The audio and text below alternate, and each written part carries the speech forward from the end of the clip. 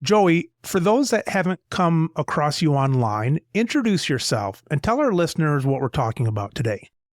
My name is Joey Dizenhouse. I am an actuary by background. So I went to school studying the math of probability and statistics, and that led me into the world of insurance, where many actuaries work, and from there to the management of insurance plans from the risk bearer's perspective.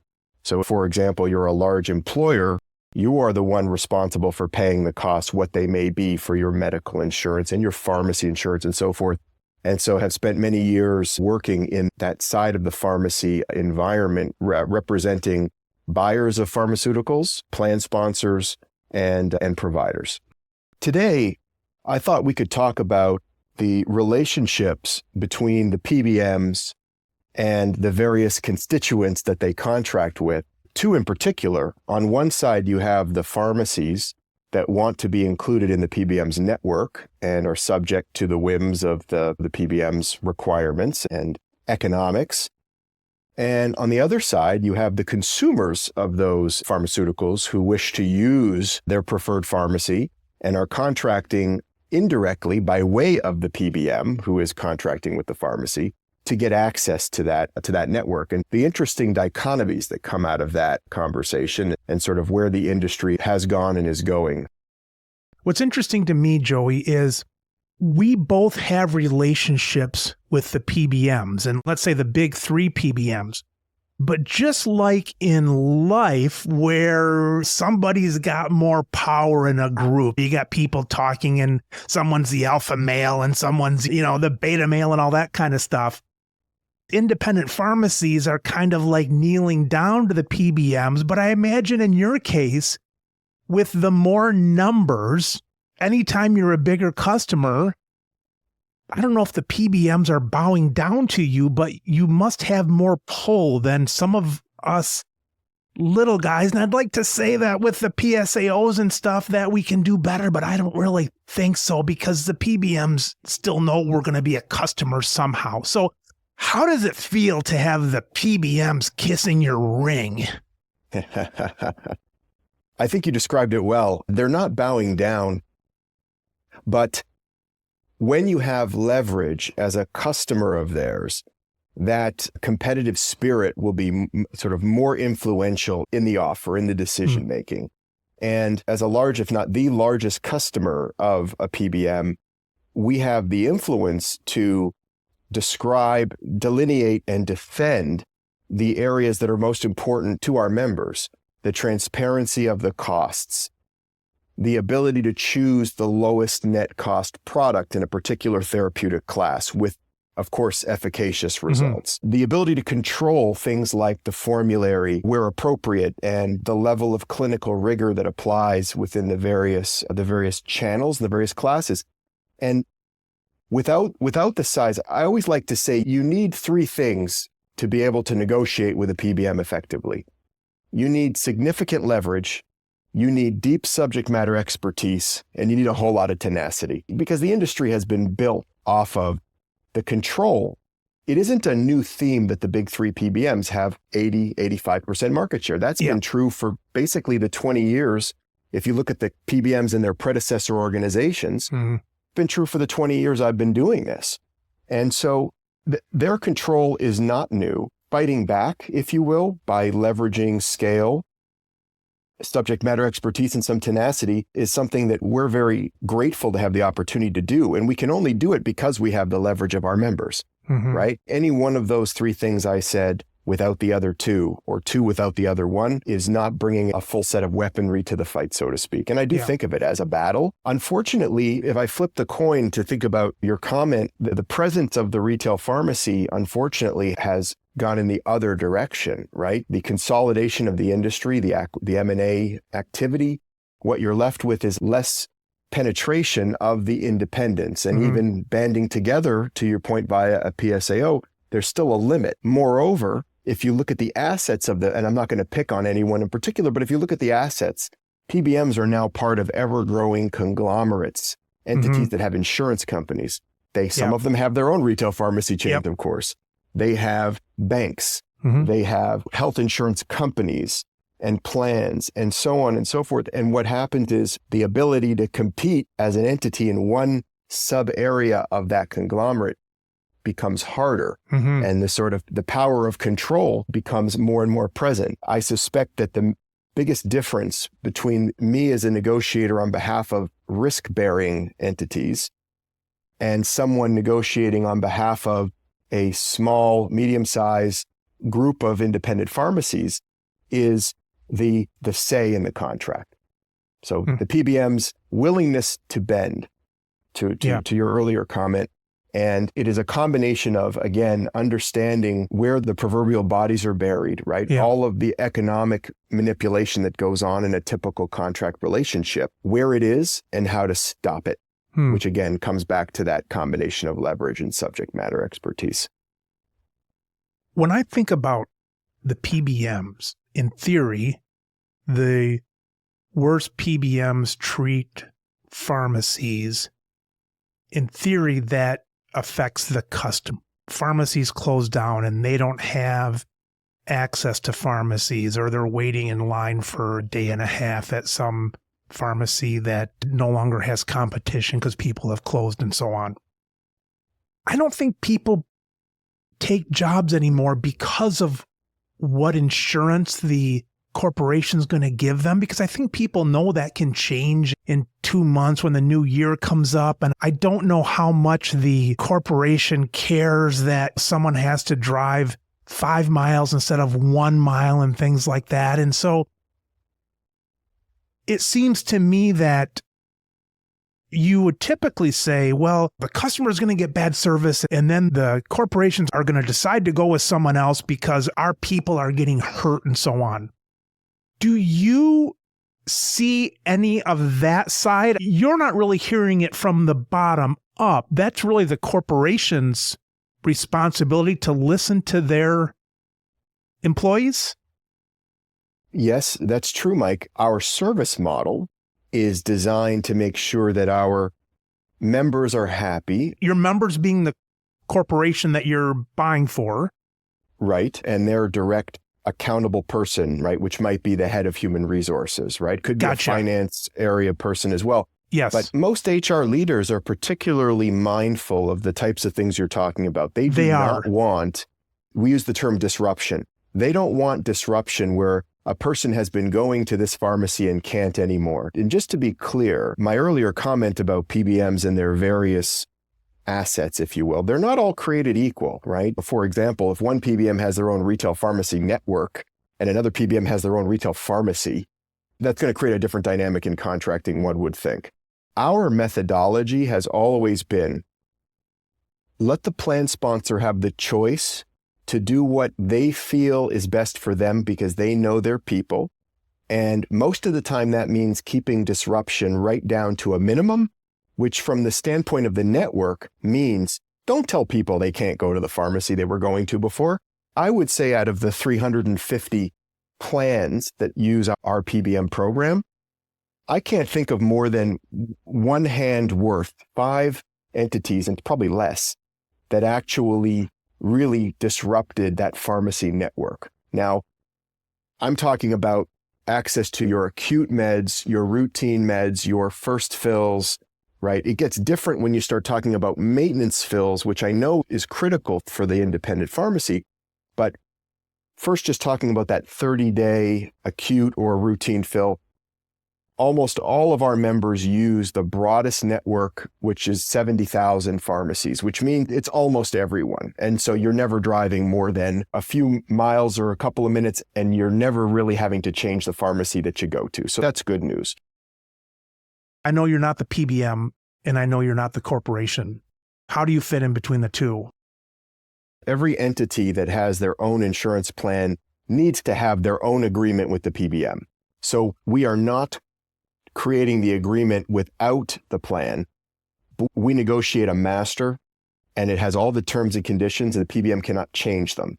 Then individual plans take them, make them their own without changing any of the key provisions, and they have their direct agreement. So they're buying the drugs from the PBM's relationships and contracts, but subject to our rules on price, on utilization, on control, transparency, and probably the most important part is the alignment of incentives. What we want to make sure of is that the PBM is, and this could be network, could be formulary, could be clinical, could be anything. You never want a situation where the PBM makes more money when drug A is dispensed over drug B. Because if drug B is a lot cheaper and equally efficacious, but the PBM makes more money on drug A, you're in trouble, right? You're gonna have a lot of utilization of drug A because the incentives are not aligned. The PBM may be earning money from the manufacturer in back-end agreements. And so the only way to fix that is to remove all that hidden incentive and expose the true nature of the deal. And to do that, you need enough scale to make it worthwhile for the PBM to be willing to do those sorts of things. And even so, maybe not everyone will do that. It seems to me, Joey, that is exactly how the PBMs are making their money, that they choose the one that gives them the best profit and so on. Is that the truth and your stuff is a goal, or am I seeing that wrong? Because in pharmacies, like our pharmacy doesn't sell brand name.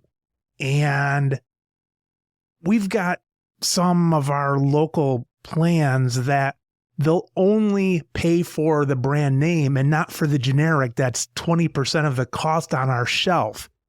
That seems exactly what you're talking about, that the PBMs are not doing, but it seems like they are doing it. Let me give you an example. And this ties to your argument of, I call it brand over generic, right? Mm-hmm. As the pharmacy, you're being told that you can't dispense the generic. You're being told to dispense the brand. The brand is upside down for you, or it's close to upside down for you. And the reason it is the pharmacy, it's upside down, is because the PBM is getting, let's say, 70% of the whack back in compensation from the manufacturer. It's better for the PBM, but it's not better for the plan. That's the key, right? And so just to be clear, we do not accept brand over generic formulary arrangements. So we have rejected them all. We have custom formularies, custom clinic. So we do not accept those edits. So if you're operating a pharmacy and one of our 3.1 million covered lives walks in to fill a prescription, that won't happen. You won't have that issue. Some of the PBMs might do that, but they have different agreements with different Joeys, different people like you across the nation. But just because it has a stamp of one of the big three doesn't mean that they're all the same. You've made different agreements inside of that for the lives that are under your plans. Exactly right. Exactly right. And that's a challenge, right? Because it's easy to paint a brush of a PBM and say, this is how they operate. And I understand it. And even as the largest customer they have, I'm still only 3.1 million lives, right? That's only 1.5% of the country's commercial population. It's nothing that can do. I mean, if you're an independent pharmacy operator, you might see 1 in every 100 or 75 patients is one of ours, but it's not enough to make a big difference in your life, unfortunately. But we are growing rapidly, and our mission is to preserve the integrity of the model, minimize the waste, and help plan sponsors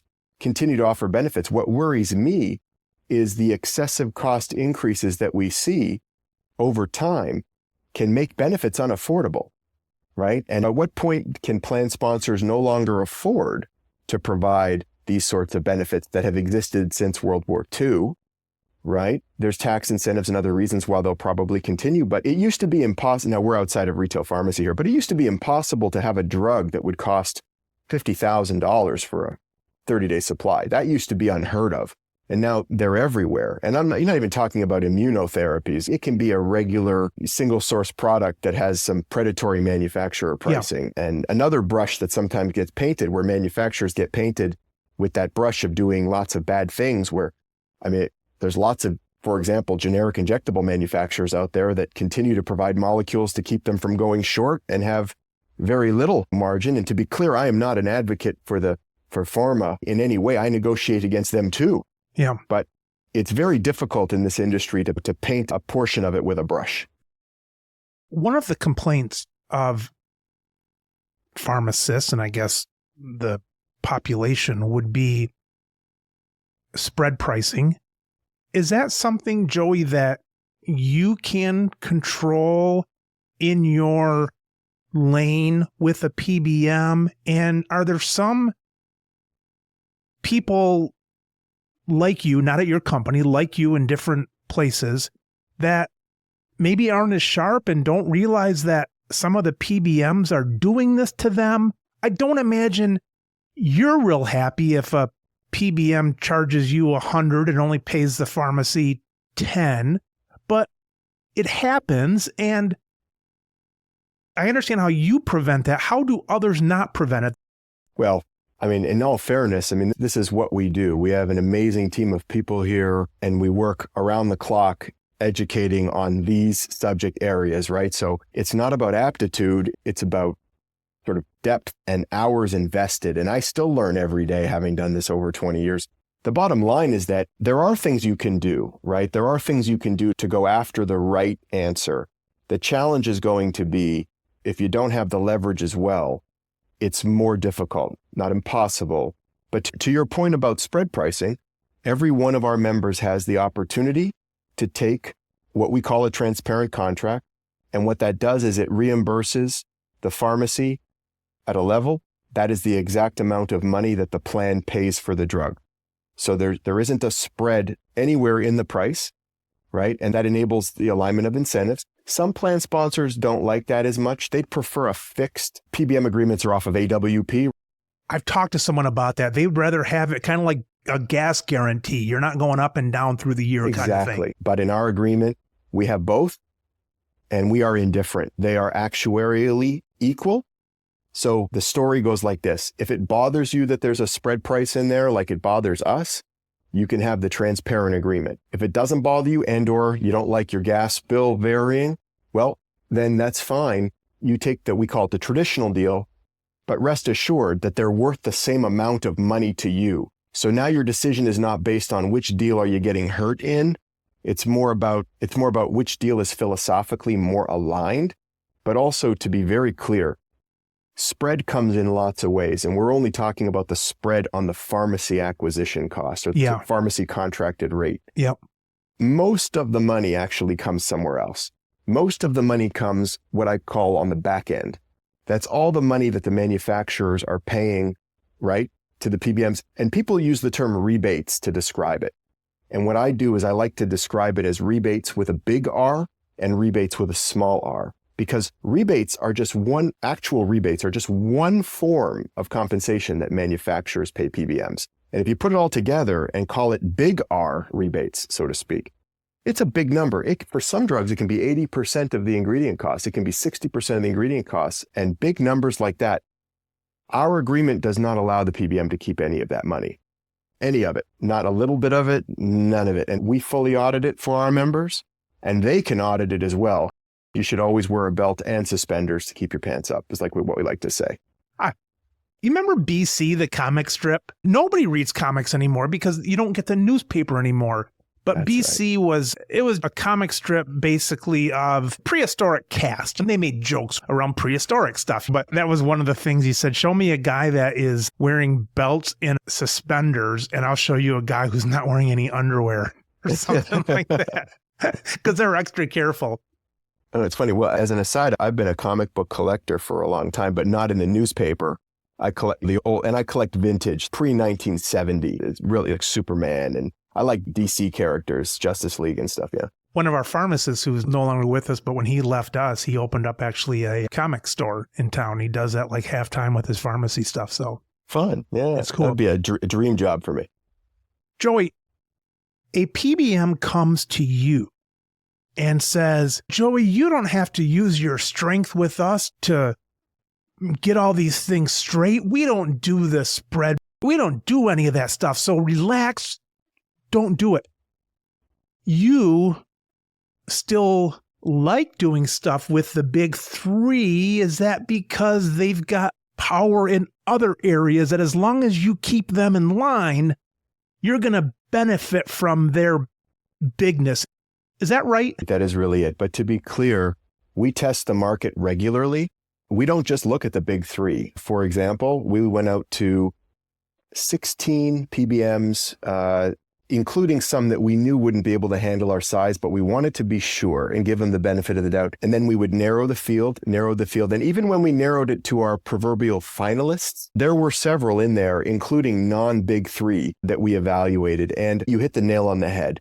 The bottom line is, while there could be some advantages optically to work with a non-big three name because there's a reputational issue, we found that the economics just weren't there. We would be trading our dimes for someone else's nickels, and it wasn't logical. And instead, we spend a lot of time educating our members and prospective organizations about why it's okay to work with an entity that you may think typically is not out for your best interest. But in our case, now you can argue why. It's because of the volume we bring them. It's because they want to do the right thing. We can leave that. What you get is all that matters to us. But we'll never just rest on our laurels. In fact, we talk about this all the time. As soon as you stop and say, you know what, let's breathe. We've got a great deal. It's the best out there. Yeah. Let's kick back and relax. As soon as you say that, you've become stale because the market is changing every day. And it's getting so transparent where years ago, maybe you could have the good old boy network, but now things will catch up to you sooner than before, I think. I think that's a good thing. I think the advent of technology and the social connections that we all have, it makes bad behavior a little bit less sort of easy to get away with. And we can call it bad behavior. We can call it capitalism. The PBMs, the three big ones, they have a lot of market share, and they're public companies that have shareholders that they need to deliver value to. So I don't worry about blaming bad behavior as much as I worry about it not happening to my constituents, right? Which I guess is selfish, but at the end of the day, that's all I can control. I can't shift behavior for people who are not in my deal, but we can try to educate them. So we publish collateral to try to help, and even in a David versus Goliath sort of way.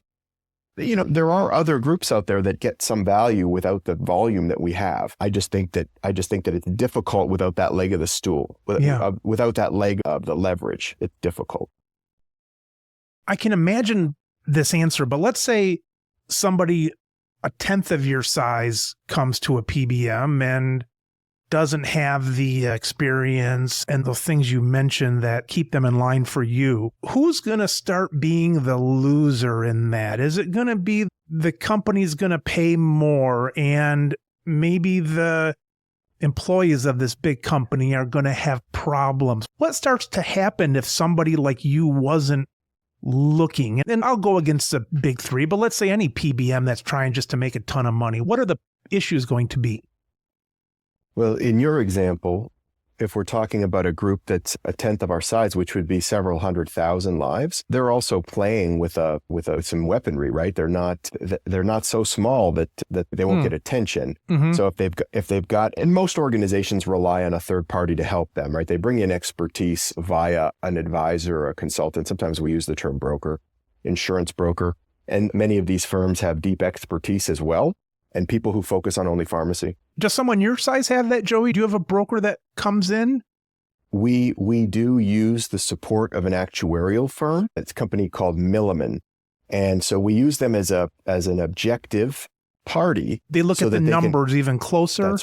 That's right. No, but we also, if you've probably noticed a little bit of a theme with me and our group here, we don't rely on that, right? So we'll use their support, but we also have very deep technical experience here. Sure. And so oftentimes we will ask for third-party validation of things and then do it ourselves. Kind of an audit kind of thing. Exactly right. So a tenth of the size comes in, they can hire people that maybe have more expertise in this negotiation kind of thing.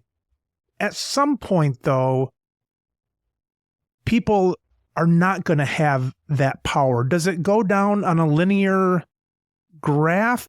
We've done this a long time, and so we have enough data to be relatively confident with this. I'd say more likely than linear, it's going to be stair step. So there's milestones. 50,000 lives is considered a big group, so you get some more value. You drop below 50, it probably dips a little bit, and then maybe 20,000 dips again, then 5,000 lives dips again. 2,000 lives dips again, and then it's probably much lower. Yeah. But to give you an order of magnitude, we've brought on groups of 200,000 lives into our program, and still we're able to save them meaningful money, less money than we might save a small group, but still enough money to make it worthwhile. In other words, the incremental value of using the support we can offer was worth it. But if you compared what that group got and what a 5,000 life group got, it would probably be twice as much savings that we could deliver. And just as an aside, one of the things we do, right or wrong, is we like to give the same value to everybody, right? The methodology we have is that our leverage, which is because of our members, creates the rising tide that benefits all ships. And therefore, we don't give a better deal to that 200,000 life group than we would give to the 5,000 life group that joined us. It's essentially the same program for all. It varies based on some things, but it doesn't really vary based on size, at least not more than, say, 1% or 2% value, which is negligible. And we do it that way. We do it that way for our philosophical reasons, and it served us well. And I rarely get a member complaining, saying, why do I get the same deal as a smaller group? It really doesn't happen. I think everyone appreciates the benefit, but at the same time, that probably means, to answer your question, we probably saved that 200,000 life group maybe a little less than we might have saved them if we did tier our benefits, right? We gave you a bit better of a deal when you got bigger, but we're okay with that. And you know that ultimately our objective is to save our members money and to keep them happy. And so as long as we're doing that, then I think we're doing it right. And we're less concerned about trying to please everyone every time. If you look at like the theory of evolution, you know, how life came along and then the asteroid killed the dinosaurs. And if the dinosaurs didn't die, the bigger mammals wouldn't be living and all that kind of stuff. In the industry of pharmacy benefit managers and pharmacies and so on, if it had to be repeated, would it end up kind of the same as it is now? Or were there times where there was a big thing that happened, like PBMs had a chance to have great expansion because this law wasn't in place, or it happened because one guy or gal was quite innovative and did this or that? Or when you look at it, is it like how selling lemonade would have gone, just slowly supply and demand? It's a really interesting question. I'm not crying for the PBMs, clearly. I mean, they've done very well, and they've built a business model around the expertise that they have and their ability to insert themselves as a middleman, right? One could argue that the PBM is performing an administrative service. By definition, they're administering a program. They're not taking risk in a traditional sense. So why should they be earning spread? Well, I mean, that's our philosophy, and that's why we don't allow it per se, but it's how it's evolved. One law that's probably preserved things from getting worse along that great expansion was the prohibition on PBMs and manufacturers being co-owned, right? If you think back to the days of Merck Medco, certainly, right. Circa 2002-ish, around when it split up. And so that would have perpetuated the conversation. The conversation today might have even been, if that had continued, I might be doing something else and saying, can't get any value because even with 3 million lives plus, it's not enough to do anything. Who knows? Yeah. But I think another key ingredient, and maybe only peripherally related to your question, is whatever laws are promulgated, whatever industry changes occur, consolidation, what have you, I think what benefits us all is preservation at all costs of the ability to preserve competition, right? The value of competition, survival of the fittest in fair markets. Pharmacy has challenges with that historically, but I worry in particular about the long-term viability of biosimilars here in the US. Good success everywhere else, and we've been buying provider-administered biosimilars for a long time. Plenty of molecules have been around for a few years here. Yeah. But on the self-administered, the patient-administered side with adalimumab, right now, it's an experiment that everyone's watching, right? Obviously, the drug has to be equally efficacious for the patient. Interchangeability would certainly help. But at the end of the day, it's the same molecule. And if there isn't ample competition, what's going to happen for the next biosimilar molecule, right? I worry about not so much supply issues. I worry about not enough competition leading to less value for the end consumer, less value for the end purchaser or risk bearer payer of the drugs, right? And when I say payer, I mean the employer or the trust or whoever's paying for the drugs, right? Because these are self-funded programs. And to preserve that, I think education is really important. And now that adalimumab is available, at least one biosimilar has hit the market a couple of weeks now, it's going to be important to ensure there's an education out there to preserve the value that comes from competition. Mm-hmm. And otherwise, one thing we know for sure is when there is no competition for a product and the pricing has no limits, the pricing gets more and more expensive. And I'm not picking on anyone. I'm just saying if I were selling widgets and I had no other competing widget makers and I was answering to shareholders, I would keep charging more for the widgets. I can't imagine it any other way. What we need to do is make sure that widget making is encouraged. When I hear that, I'm thinking of lobbyists greasing the coffers of politicians and manufacturers, of course, in on that. Are those the right targets of people obviously not wanting a cheaper alternative? Well, it depends on the position you take, yes. But you're right. The rules in this country preserve and protect the value of research and development, which encourages that investment, which is valuable for us. So we'll often have first access to many of these new and exciting molecules that improve quality of life. But there has to be a financial overlay to this. It can't be at any cost. Eventually, if we develop a drug that will cure toenail fungus one day faster but costs $1 million more per treatment, is that a good idea? That's an easier question to answer than a drug that, for example, will cure congenital blindness, but is $700,000 per eye. And then you have to ask yourself, do you cover both eyes or just one eye? Very difficult questions will come up. So preserving competition on balance with that continued research and development, in my view, is the answer. But without some change, I think that's going to be difficult because in today's day and age, and I don't pretend to be an expert here, but it seems like there's a whole slew of tactics in the bag to delay the launch of the generic, right? The biosimilar, the pay for delay, call it what you will, settlements. But I think the adalimumab molecule is another great example of that, right? How many years did it take? How many years have biosimilars been available overseas with interchangeability? So these are the conversations it's difficult for plan sponsors to have a big impact, but they need to increase their voice because ultimately they are mega purchasers of these agents, right? And for the local pharmacy owner, right, we're on a tangent because they're not going to be allowed to dispense these kinds of products, right? And this is another sort of challenge in the PBM space where the PBMs will lock into their own specialty pharmacies, right? And we've had some good success with opening that up as well. So for example, any of our members that have their own pharmacies can use them. Or if they have pharmacies they contract with, they can be considered for the network. But it is a real concern if we're not encouraging competition.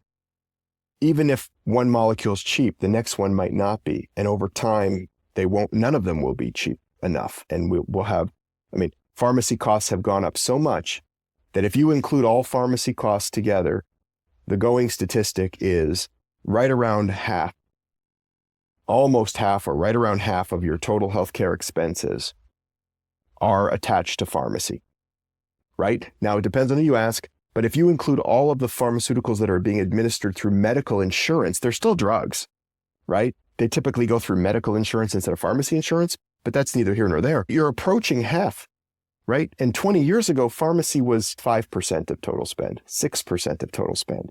So it's not that long ago.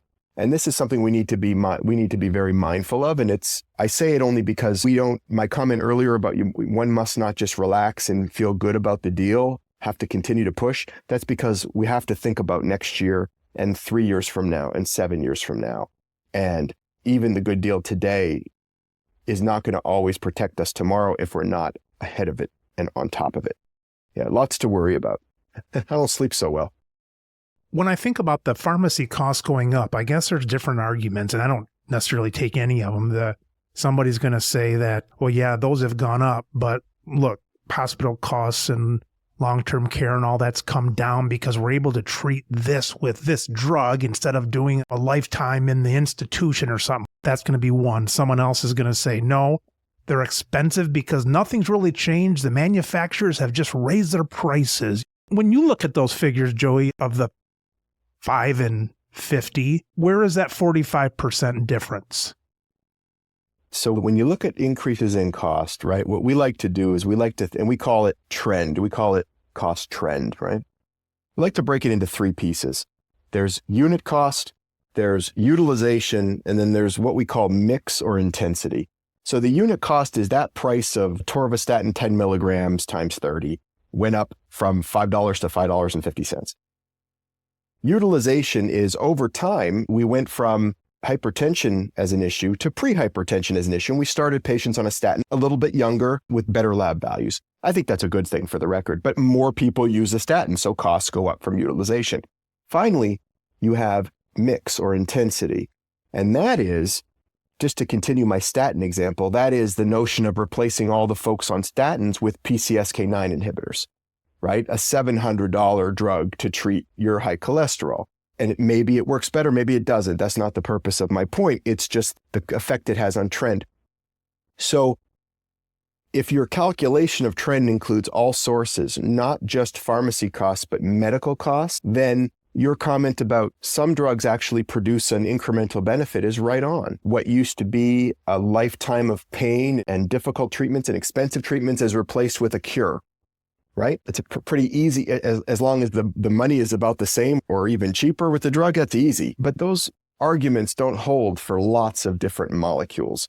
More commonly is a new drug treating a non-life-threatening condition that may be equally efficacious. It may be difficult to even gauge because of indication-based differences. The only real difference is that the drug is 1,000 times the price to treat the same thing. And this is back to my point about at some point it gives because the plan sponsor can't afford to do it anymore. And pharmacy trend just keeps going. So this is where a good contract with the PBM, back to that contract, gives you the flexibility, subject to the clinical rules and the P&T committee and all that good stuff, of making sure that patients really do get exposed to what's cheapest and prescribers get exposed to what's cheapest. Most prescribers they don't know. They don't know which insurance covers what, when, and how. So how are they supposed to know this drug is cheaper for the patient and cheaper for the plan?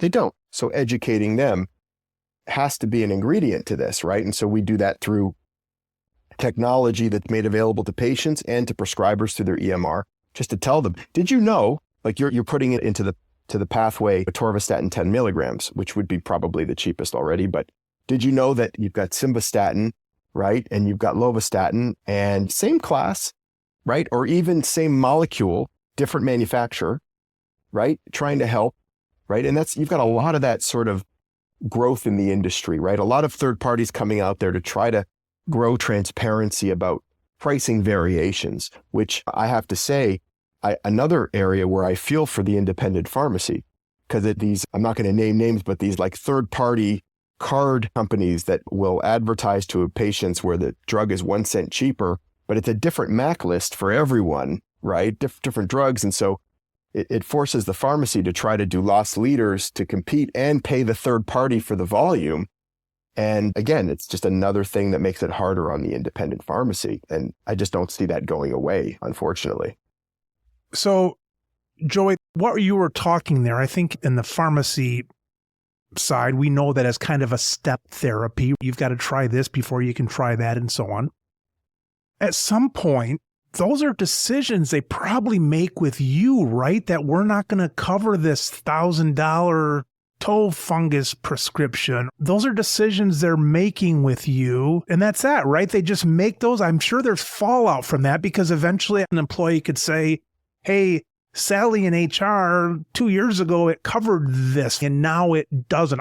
Those are decisions the plan sponsor has to make? Yes, the decisions that the plan sponsor has the ability to make, right? So they can simply take the shelf program, right, that is still custom that we've designed to help be efficient, but we also don't want to tell the plan sponsor what to do. So we have a whole menu of just a la carte things on how to handle certain classes, how to handle prior auth, step therapy, quantity limits, something when we are mindful of what I'll call hoarding. Your listeners are very familiar with refill too soon, right? And sometimes that's mandated by the state. Other times it's just about people kind of filling on day 25 so they accumulate over time, right? doesn't matter so much when it's a cheap drug, but you'd be surprised some of the drugs we've seen filled. Maybe you wouldn't be. You might teach me about some of those, but we see it all the time. Now, we have not just refill too soon edits, but we have cumulative refill too soon edits. So you can't get 5 days early for a year. You got 2 months supply in your pocket. So we cap you, I think it's at 18 days. You accumulate 18 days and you're capped. And so that's going to help avoid wastage. We have a program, for example, that doesn't penalize the pharmacy. It doesn't penalize the plan, doesn't penalize the patient. But if the patient is starting therapy for a drug that is known to have a high abandonment rate, you new to therapy like kinase inhibitors, oncology. So in that space, so instead of filling 30 days and they take it for 10 and stop, for the first period of time, they fill it 15 days at a time. But they don't penalize them for it. They don't charge them double or you lose money and the PBM keeps something. It's just for the benefit of the patient. And we think that things like that help without hurting anyone. It's just helping. And then there's some other things that, to your point, somebody may not like, but you also said, and I think correctly, that people are used to things changing in their insurance over time. So how much noise do they really make, even if they realize that this drug was covered and now isn't? It's never in lieu of nothing. There's always an alternative. We'll never allow or advocate for a class, an essential class of drugs to just be excluded. It doesn't work that way. It's just a matter of, do you cover the $2,000 therapy at all, or do you cover it only after stepping through a few other agents or what have you? We just make these tools available for our members and their advisors who are usually weighing in on these decisions. And then back to the bigger picture, the PBM doesn't always want to allow that to happen because there's some incentives for them to keep that $2,000 drug on, but they don't make the call for our members. We make the call and administer it with them. And so that allows us to preserve the maximum value that's possible. And we don't get a lot of noise, Mike, really. If plan sponsors were getting a lot of calls from their employees complaining about this drug or that drug, it wouldn't happen as easily. You remember back in the early 2000s when your non-sedating antihistamines and your proton pump inhibitors and your HMG, there were no generics, right? There were just 4 brands that competed for volume. And so those were the days where if you cut one out, people got mad because they were told to switch product. That's not so much the disruption that we see anymore. It's more about people not wanting to jump through hoops to get the drug that they want or that their prescriber thinks that they want or wants them to have. So education goes a long way just to understanding the cost. And again, back to my earlier comment, if the prescriber knows that they wanted to write drug number 1 is 10 times the cost of drug number 2, 3, and 4, knowing that, and their reaction is, oh, I don't care. Drug 2 is fine. I didn't know drug 1 was 10 times as expensive. It solves the problem and no one is unhappy. That doesn't fully solve for the situation where the employee has seen the commercial, right? They've seen the jingle for that product that they want and their friend is taking it. And so you can have a little bit of noise there. But if the drug is $5,000 a month, shouldn't there be some level of management to ensure the patient both really needs it and will really benefit from it? If they're not going to benefit from it, they still have to pay some of that $5,000 too. So this is how we think about it. There's always a process, right? So, there's always a medical necessity review. So sometimes it can be a little bit too harsh where 99.5% of the time by not covering a drug, you're solving for the issue. But that other 0.5%, 1 in 200 people who are written it actually need it, right? So you don't really cut them off from it. You just have a medical exception process that you can go through. But it's important that process be managed correctly and not be a rubber stamp extra sort of hurdle. But once you complain, you get it. You have to actually need it. So that's another thing that we do. And probably why we don't get a lot of noise is because those who truly need it end up getting it. So I'd like to think so anyway. From like 2015 to 2020, I wasn't around the pharmacy a whole lot. I was sick of the PBMs and we were losing money and my staff was too big and I kind of burying my head in the sand a little bit. When I came back, I think that I entered a different dimension. And here's why, because I went to the doctor for something. I forget if it was a migraine medicine or whatever. And I had one of my team bill it for me, maybe to try it. And it said, excluded, not covered. And I think it was the doctor then asked me, or maybe it was someone on our team, they're like, did you ever start that medicine? I'm like, No, it was excluded. It wasn't a prior authorization. It wasn't step therapy. It just said excluded. And they said, well, that doesn't mean anything. Did you get a double exclusion or something like that? I had to get until they give you a double no, it's still possibly a yes kind of thing. And so there's these new vernaculars.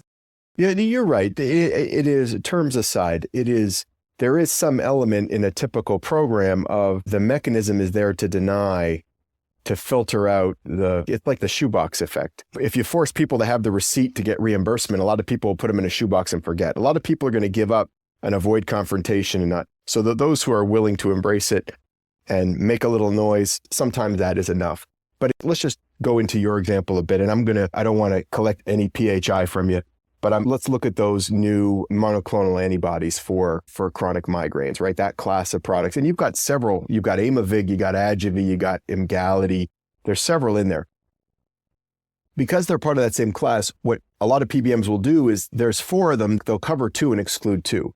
And what they do is they then go to the manufacturers and say, okay, I'm only going to cover 2. How much are you going to give me back? And that's that back end money we talked about. Not front end to the pharmacy per se, back end money that the PBM sometimes keeps a piece of, not in my deal, but in other deals, they keep a piece of it.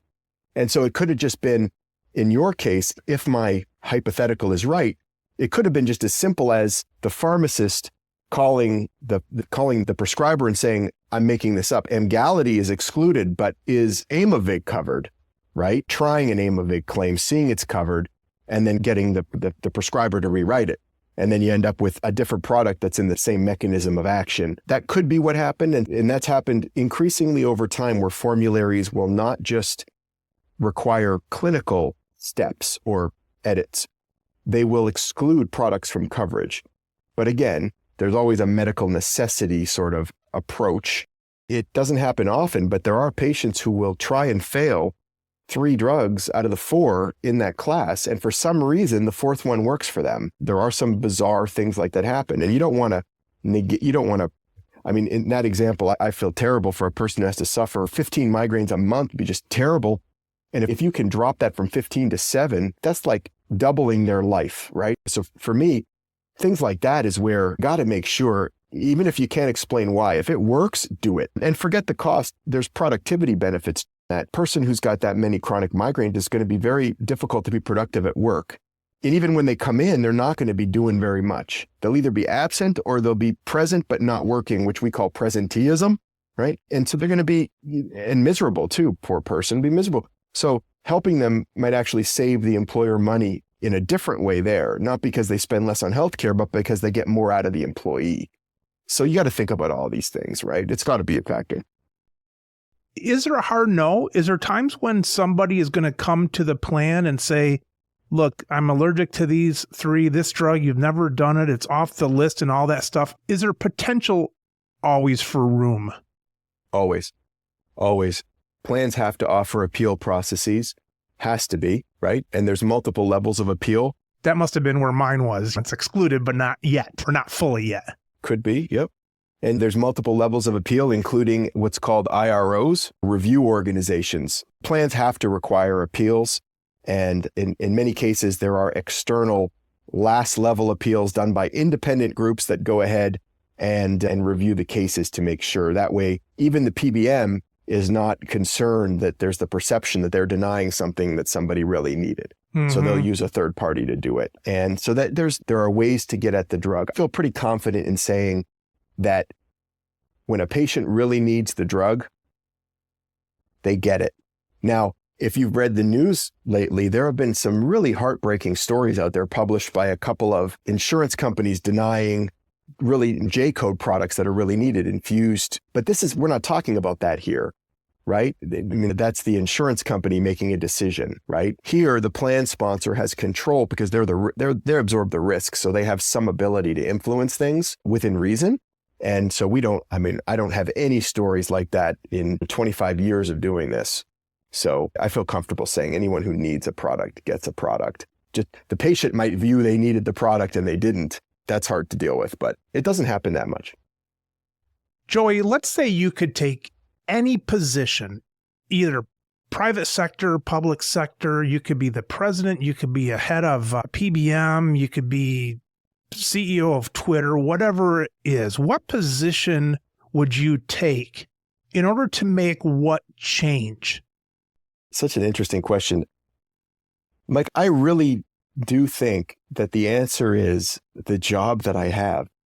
Now, it's kind of funny, but I really like what I do. My entire existence and the amazing team we have here, we get up in the morning fighting back against the perils of the industry. I'm not picking on anyone in particular, but the difficulties in getting to that lowest net cost and all the dynamics of the industry, new products and patents and everything. And so not only do we get to fight back, but we get to be righteous because we get to do it. We get to make a difference. The only part I hesitate on is for the 3 million plus lives that we help, there's hundreds of millions that we're not at least helping that much. And there's a limit to how big we could get. I mean, realistically, I think we can get a fair amount bigger, but not to become half of the country, so to speak. Yep. So that's the only downside and hesitation is I'd like to be able to do what we do for even more groups. And we're growing, but not when you think about the country as a scale, and would like to see us do it at a bigger level. And I'm trying to think if I could come up with a role where we could do that at a bigger level. But even as the president of the PBM, that's a job that it has the ability to be righteous. And I'm sure the right person in the role will do that job well. And I do know of at least 1 or 2 people that do that job well, thinking about the patients too. But at the end of the day, you got to answer to shareholders too. And my role is not about answering to shareholders or corporate profit objectives. It's about saving money. That's the whole purpose of what we do is save money. And all of the companies that own us are also in the program. So they save money too. So it's just a win-win. So I answer, I'm already there. Joey, so someone's listening to this and they're the HR or the leader of a local bank or something, or let's say there's a pharmacist whose spouse does this or that.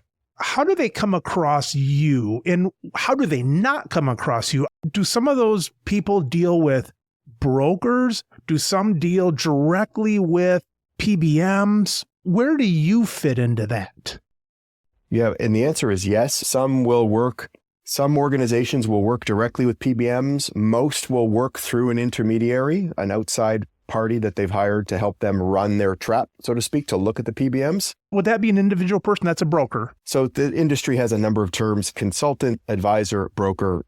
I use them interchangeably, but some firms will take offense to one of those terms of course, based on some legacy dynamics. But the purpose is to help provide expertise to support the client, the company. But so we will work with companies directly. They'll call on us. Their brokers will call on us. It's not necessarily one way. It might be some connections, and sometimes it might be a 1 connection. Sometimes it might be 3. That's right. That's right. And the broker may listen to their client and say, what you're asking for, I think I already know where to get it for you because I know of this deal over here that we've used before that's really strong. Or the group knows us. And we haven't done a lot of sort of public advertising of who we are, which I think we've always been a little reluctant to sort of toot our own horn, so to speak. But we've come to the realization that if we can help groups, it's better for us to get our message out and at least make sure people have the opportunity to know who we are and decide if they want to look at us or not. Versus right now or historically, a random organization probably never heard of us. So any organization that's interested can reach out to us through our website. Certainly welcome to call me or anyone on our team directly. And our website has profiles of our leadership team. And I appreciate that. We're just happy to help, even if it's just to provide information. Joey, thanks for joining us. It's really interesting to see all the different facets because as pharmacists, it's easy to sit there and throw arrows at everybody. We need to narrow down the target. We've got to get more specific here. Now, it's fun to see everything and see how the puzzle goes together. So thanks for your time. Thanks for your good work. And I'm going to look forward to following, see what you guys are doing. Well, I appreciate that, Mike. Been a pleasure being on your program. And I think the role of the pharmacist is just so critical to this and in more ways than one. There is, of course, the most obvious, but there is the financial acumen, right? There is the business aspect of that where clinical and financial meet together. That is the core of what we've been talking about today. And so I hope maybe some of your listeners might be intrigued by some of what we've talked about today because there can never be enough quality PharmDs in the business side of this. There's just so much opportunity out there. So Absolutely. Thanks so much. All right, Joey, we'll talk again. Thank you. Thank you.